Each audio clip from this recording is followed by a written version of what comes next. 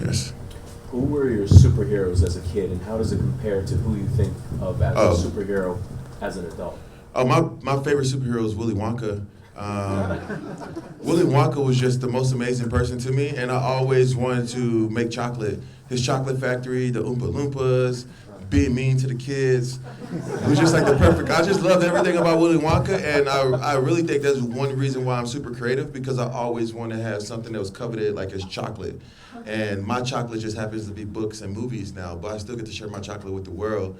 So Willy Wonka was like a big person of mine. I never really been like into sports. Like I didn't really have. I like to play sports, but even to this day, I don't watch sports. I never really, as a kid, I would rather be outside playing and never been watching it. So I never had like favorite players growing up. And actually, every time I played for a team, I would just be like, oh, when I went to the Giants, I'd be like, man, Mark Bavaro was my favorite player growing up. I can't wait to, the play where Mark Bavaro and Jeremy Shockey played. It's amazing.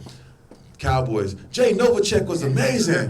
Man, this is the history of tight ends here, so I always just made a tight end up, and the fans loved it. You know, I went to, I've never seen Mike Ditka play in my life, but in Chicago, it's like, with the history of Mike Ditka and the way that he played, you know, this is a phenomenal town for another great tight end, so I don't really watch sports. I've always been interested in, like, Darkwing Duck and, Bonkers. Kim Possible is one of my favorite, films. So I was lucky because I was born into a house. The year I was born, I feel like that's why, I think the timing of you, where you're, like if Steve Jobs wasn't born when he was born, someone else would have made the iPhone, right? So it's like being born in a certain time kind of paves the way for you to be what you're going to be.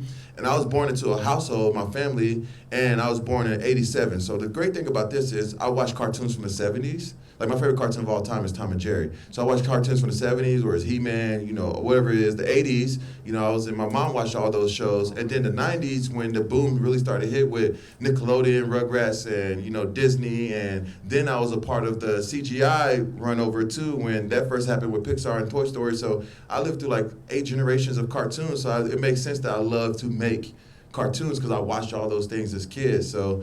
And my mom liked those things as well, so I would just watch cartoons with my mom. I was a Saturday morning kid, with my bowl of cereal and watching every single cartoon that comes on.